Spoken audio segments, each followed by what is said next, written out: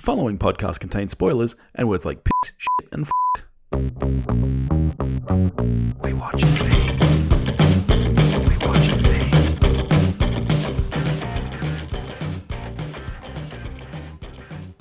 Hello, wonderful people. It's so good to be back with you. You're with us. It's so We watched good. a thing.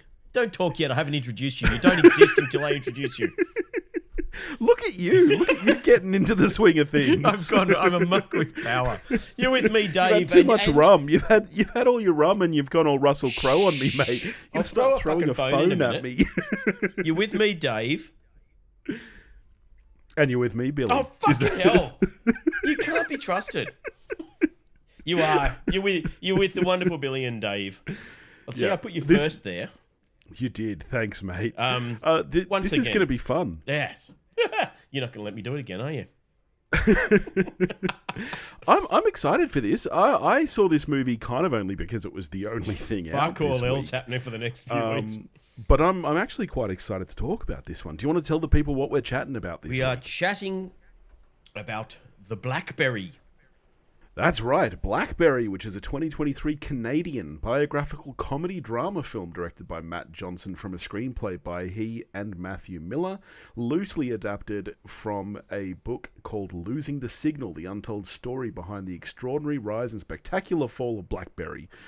Very long title, no wonder they shortened that. Yes, the rather clearly in the preamble on the film, a fictionalized true story. Yes, and I have heard that it is quite fictionalized. Yeah.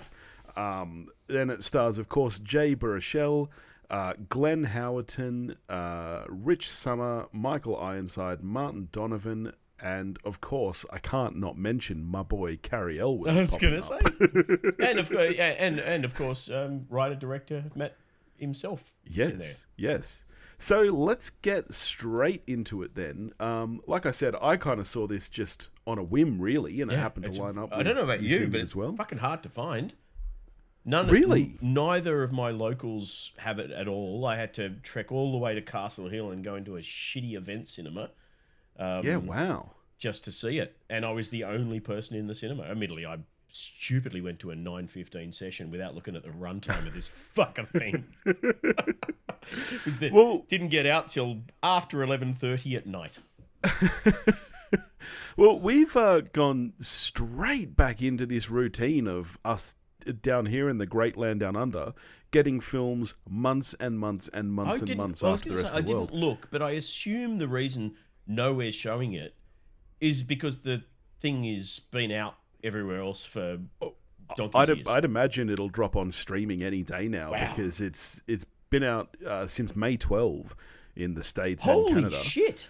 Yeah, and this isn't the only one. Like we don't get Haunted Mansion till August 31st. That's been out quite a few weeks now in the States. We don't get Ninja Turtles, Mutant Mayhem, which I'm very excited for at least. We don't get that till September 7. That's been out for a while. Kevin Smith or Seth Rogen or there's someone. Seth Rogen. Yeah. Yeah, so I'm very keen for that one. So we don't get that for another 3 weeks, and that's been out at least 3 weeks in the States. So I don't know what is happening here. Screwed again. Is it the fucking 1990s or something? Well, for a while there, we were getting them first, and now we're getting everything months late. So I just want to have my little soapbox there. Yeah. Fuck you, get up movie there. execs. Fuck you, movie world. So I don't expect that this episode is going to break the world download numbers wise, because I'd imagine most people who are interested in seeing this film have already seen it. But let's get straight into it then. What is it about, Dave? Well, it's essentially about the rise and fall of BlackBerry. Yes. Yeah. You're probably too. Did you ever own a BlackBerry? I did not. I was just going to ask you this, whether you, because you're a good 10, maybe 15 years older than me. No, I'm very old. I'm spry for my years. Did you own a BlackBerry? I so clearly remember. It would have been, I want to say like 2003, 2004, something like that. When I was still at Rockstar, trying to get underage kids to buy Grand Theft Auto and all that sort of shit. And we all got given these new devices, and I fucking loved it. Yeah, right. We had, and I'm jumping ahead a bit in the story of this film, but we had one of the earlier models because I think the first sort of BlackBerry per se from Research in Motion came out. I want to say like 2003, something like that. And I think we were like the second generation or something there along those lines. It was before the color screen. It was before all of the bullshit that we see Jay Barrackhill coming out with in this when he's desperately trying to stay relevant. And it was, you had a monochrome sort of Game Boy style screen. You had the keypad, and you had this awesome fucking click track wheel thing on the side. And it was. I did love the way in this film you see him going, we're not fucking making shit in China. We're going to make it here. I'm not cutting corners. And the build quality and the user experience on this thing was fucking. I mean, it really was a revolutionary product at the time. Like, regardless of how it's remembered now or how well Palm Pilots were plasticky shit. This thing was such a great bit of kit. And we all loved it. And the whole Crackberry thing, we called them fucking Crackberries. It was literally that. This was, and it's, I mean, similar to now, I guess, with iPhones, whatever. But this was, you roll out of bed in the morning before you even get out of bed and take a piss, you reach for your Crackberry and just start fucking clicking. If you worked in a global company, that was your routine. And it changed the way you lived your life. Well, I never owned one, and I knew very little about the development of it. I think everybody knows at least a little bit of the fall. Like, everybody knows that the iPhone killed it, and partially that's because they didn't take the threat seriously. I think that everybody's kind of aware of that end of the story. Well, I did. I hadn't never thought about it, but one thing in the film that I thought was just like this crashing revelation was when. What's his name? Jim Balsley, Glenn Howerton's character, finally twigs to the fact that the telcos are switching from billing time to billing data. And that they want the giant data hogging machine that Apple's putting out because they're going to bill it accordingly. And that was the one thing that Mike Lazaridis, for all his genius, had missed. He dismissed this thing because it was the polar opposite of everything that he'd been working to diminish data this whole time to sell this thing, and 100%, without ever, because he's not a business brain, ever thinking, I don't need to do that. I'll just tell the telcos to bill the data. But he was never thinking about the billing. So I actually loved this movie. I thought it was really strongly written. I can't believe that this is effectively made by and starring a group of comedians like Glenn Howerton, who to this point is mostly known for Always Sunny. He is fantastic I don't know if you've in this watched, role as Jim Balsillie. If you haven't, you should. But he helmed another show called AP Bio, right? Where he was what was he? He's like a big shot. This is like a lawyer or something, and he loses his license and has to go back to being a teacher at a community college. Community style. Teaching AP Bio, and it's just him in the class, and it's kind of a bad teacher type thing, but it's very, very funny. Right. I've got a lot of time for him. I think he was exceptionally he's the good star. in this. I mean, Jay Barrackhill, I think, does extremely well, and I love the relationship and the chemistry between them. I think it's really and Matt Johnson is fantastic in this film as well. Is it just me, or were you getting some big fucking Andy Samberg vibes off him? Yeah, I can see that. The fucking wig and the headband. I'm just going.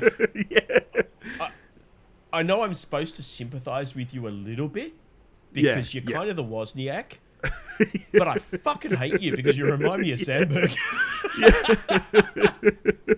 And I don't know how much of this movie is based on truth or not, but fuck, they tell a compelling story. Like, from this, and the time period here is a massive span. We start in 96, we end in around 2007, 2008, so it's just over 10 years. And there's quite a few very big jumps. From memory, we jump to 2003, then again to 2007. I think they're the kind of 3 time periods that we see. But the progression of the story is fantastic. The development of the characters, like seeing, Mike go from this kind of nerdy to kind of having to step into that management role, and he's got the disgusting slick back white hair at the end, but he's still clearly not in that world. Like you see him walking around in his suit and his gold watch, but he's still not. Still anything outside the engineering, he's like, where's Jim? We need Yes. And Jim, like, again, I don't know how much of the story is true, but the sequence early on where he joins the company and goes and mortgages his own house because they are so fucked with debt. It's amazing, compelling storytelling. I mean, I'm sure that major plot beats like that must be. I would true. think so. That's a weird thing to invent. The time frames that they've chosen for the film and presumably the book it's based on, do create kind of a false sense of drama. So I do know, for example, that yes, Jim was made to step down as chairman from the whole SEC thing, but he was almost immediately reinstated. He was there for several years after the end of this. Yeah, I read that both he and Mike resigned together in 2012 from BlackBerry. Fuck, what's Andy Samberg? What's his name? Jeff. Doug Freeman, yeah. Weirdly, he is the wealthiest of all of them now. Yeah. He sold when the stocks were high. And his 2.5 odd percent, he's like worth $1.5 billion or something.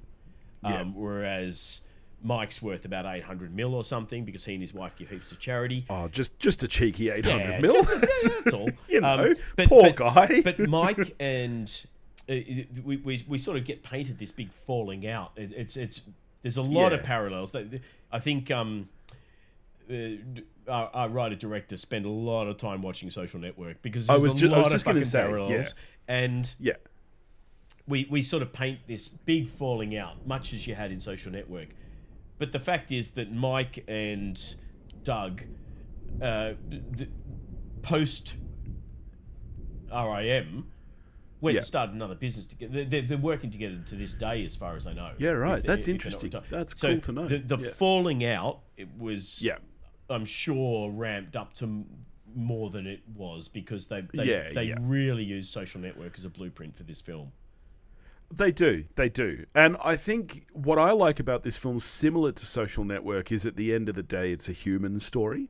I'm really surprised to see it listed as a comedy drama, and I was expecting it to be funnier than it was based on the trailer, but I would not call this a comedy. I'd call this a drama with some funny beats. I reckon they just looked at the cast list and went, exactly. No, it's that dude from Always Sunny. Jay Baruchel, we know him. But I like that this is a real human story. Every success these guys have is because of their personalities and who they are. It's because Jim is a hard-ass motherfucker who will do what it takes, and because Mike cares so much about the quality and is a genius. Yeah. And those exact same, characteristics in them really are the downfall as well. And that's why I think this is such a interesting film, is seeing how those human characteristics play into both their strengths and weaknesses. Because the sequence where Mike is trying to buy the hockey team, which again I think is exaggerated, but he has tried to do that 3 times. and in reality, I was so intrigued by that. I did actually go and look him up because I knew nothing about him. He has been trying for something like 20 years to buy a hockey team and move it to Canada. And constantly just been shot down. He's presumably just the world's biggest hockey fan, and he wants to own a hockey team in his hometown, and that's all he wants. And everything that he's done in his entire career has been trying to get this one thing to happen, and he's just constantly failing at it, which I thought was quite tragic. Yeah.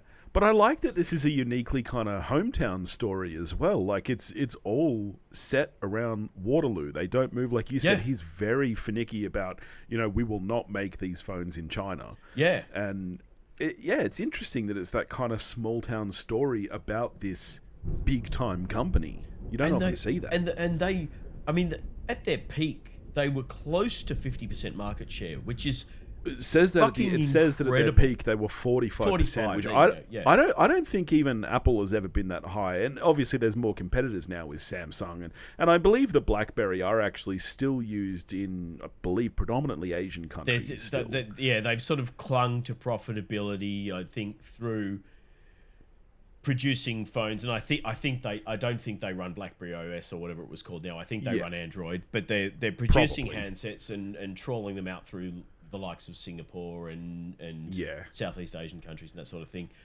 which is good for them that they're still profitable, but it is kind of sad.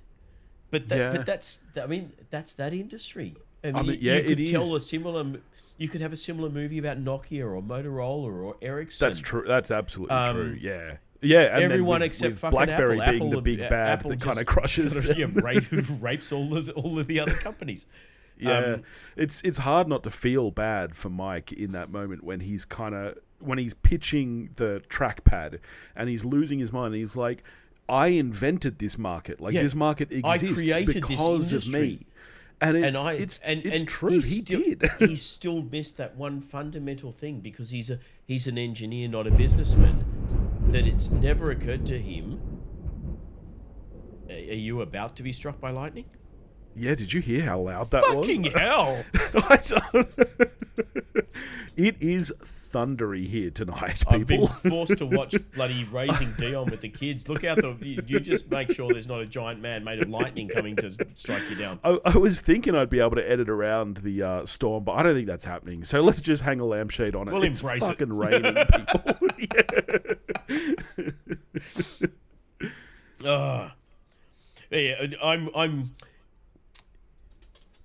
I didn't expect this to be as good as it was. I thought this is kind of the thing now, isn't it? You've either got... We went through a whole phase of every game in the world needed a movie made about it. Yeah. We went from video game adaptations, which traditionally don't work. There's been some stuff that does, but at least they're narrative driven. And then we went over to... We needed fucking movies of board games. Jesus Christ. Yeah, fucking Battleship. Apart from Clue... Horrible fucking idea. It's a board game. There is no story. You don't need to make a movie out of every IP. And then there was this weird thing where we now want to tell the story of how all of those things got made. Yeah. Yeah. And because Social we had the Network founder was so about brilliant, McDonald's. We had, everyone needed to... What was the Ray Kroc one with Michael Keaton? The founder. The founder. Yeah. And we've had fucking Tetris. Jesus Christ, really? Yeah, well, yeah, and it really terrible, seems to have picked up in this year in particular, where and we've even got fucking Flaming Hot about the guy who invented the Flaming Hot Cheeto, which I haven't seen. Sake, I refuse to. The idea offends me, and I thought this would be more of the same, and it ended up being kind of halfway. It's not a Social Network, but.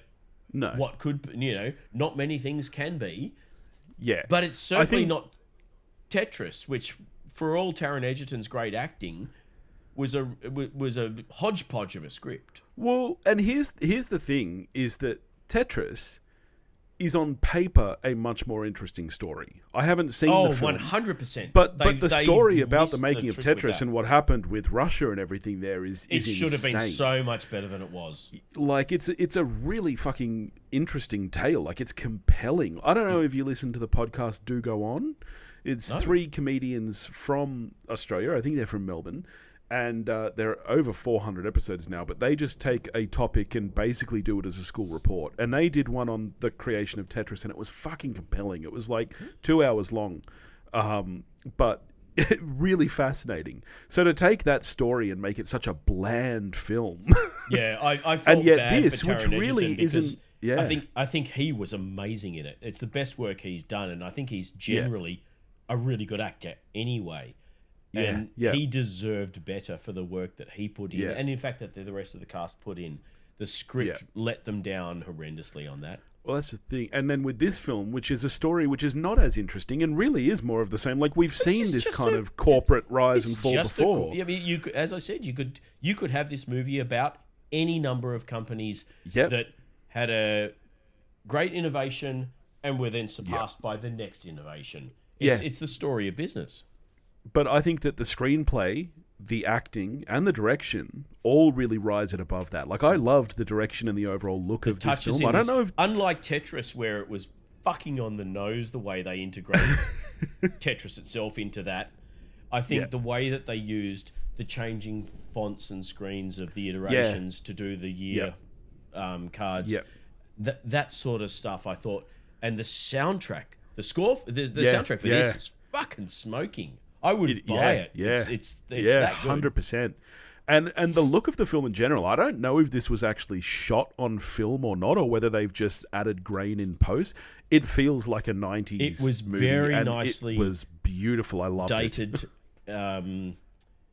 without being over the top and on the nose. It was nicely done. Yeah. All right. It sounds like we're both quite positive on it. How are you scoring BlackBerry? I think I'm a 7. It's solid. Yeah, right. It's really solid. Yeah. There's nothing about it that is glaring in. Yeah, I can't fault it. It's not a wow, but it's solid. I would recommend people seeing it. If it comes to streaming, 100% seek it out and watch it. It's good. It's a good time. Yeah, I'm an 8. Honestly, I think on a rewatch I could be a 9. Like, in terms of biopics released this year, I would watch this again over Oppenheimer. I think that this is a stronger, more compelling... hours in our life to watch Oppenheimer more than once. Then again, I should warn people, 2.5 fucking hours this was, which I don't think it needed to be. No, this can't be. It can't be 2.5 hours. You must be dreaming. No, 120 minutes, 2 hours. Why was... Oh, maybe I got a shitload of trailers or something. Maybe. I was in that fucking cinema by myself for what felt like a year. Oh, I wasn't by myself, because I did this mainly because it lined up as a double feature. And the second film I saw was an absolute fucking turd. One of the worst films I've ever seen. How did you find another film to see? There's fuck all on. Well, okay, it's not a good movie. But anyway, so I saw this at a... I'll get to that. I saw this at a 10 a.m. session, and I walk in 10 minutes before it starts. So, sitting in darkness, I've got my chalk top and whatnot. Yep. Because you got to have breakfast of champions. I've got to tell... before you go on, I pre-booked my tickets to this, and I prepaid for an iced tea and a salted caramel chalk top. Yep. And I then went... I've got like 2 hours to kill. I'm going to treat myself, and so I went to a really nice steak restaurant, and I had I got a pate entree, and I got a steak dinner with sides, and then I got a brulee fucking dessert. And I went to town. I went, fuck it, I've got 2 hours. I'm going to spread it out. I got to the cinema, and I was so full I almost felt sick, and I sacrificed. I didn't even get my chocolate. I got my iced tea because I thought I needed to drink something. I thought, I cannot eat one bite of this. There's no point taking it. It's going to go in the bin. It's a waste. So I sacrificed a choc. I paid for and did not get a choc top. Never happened before. Anyway, sorry. Well, anyway, I sat down in the cinema about 10 minutes before it starts, and I am the youngest person in this room by a margin of probably about 30 years. There's like 12 other people in the cinema, kind of spaced out, not all in one group. Blackberries. And there's this one guy in the middle of the cinema on his phone reading out BlackBerry facts. And all the rest of the old people are like, there you go. No touch screen, right? It was really funny.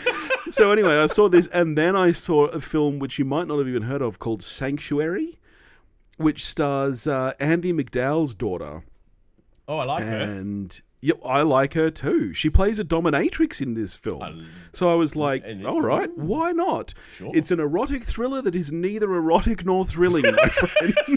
It is one of the dumbest screenplays I've ever seen. So don't bother with Sanctuary. What a shame. Yeah. On paper, right. It sounds good. What are we getting to next week, mate? Speaking of being in a little bit of a dull patch with films coming out. Jesus. The only thing that's even vaguely interesting to me is probably Sound of Freedom. Yeah, I'm not keen. Mainly because I kind of want to see what a hardcore Catholic Bible thumping nut job Yeah. does with a film about child molestation.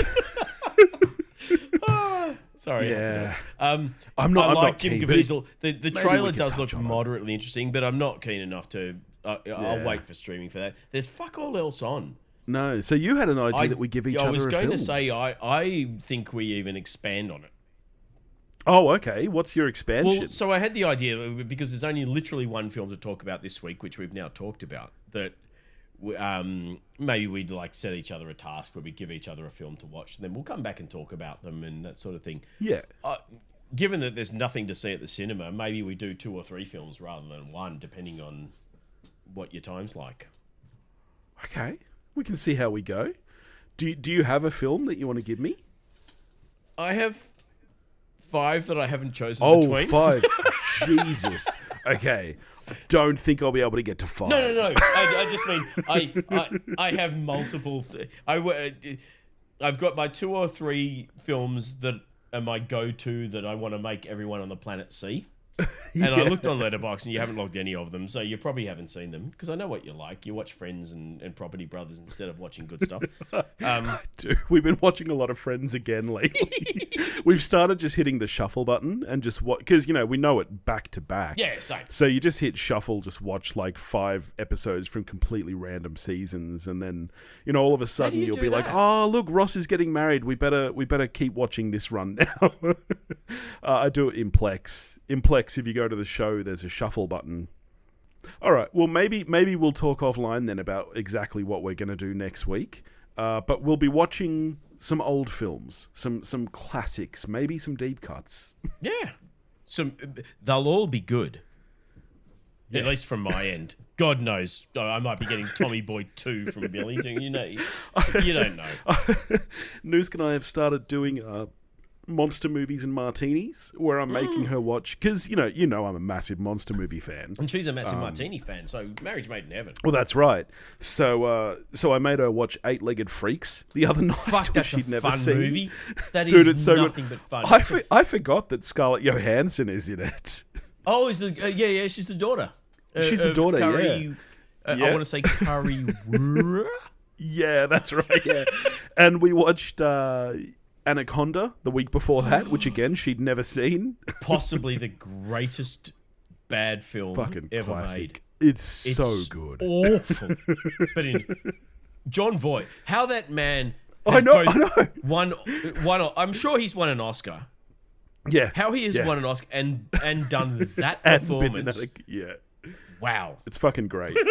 All right. Well, there you go. So we'll get to something fun next week for sure. In the meantime, if you want to get in touch with us, you can do that at wewatchedathing.com or wewatchedathing@gmail.com. You can find us on Facebook, Instagram, or X at wewatchedathing. If you want to help support the show, check out our new bonus series where we're talking great albums. You can do that at patreon.com/wewatchedathing, and we'll catch you next week. Fare thee well.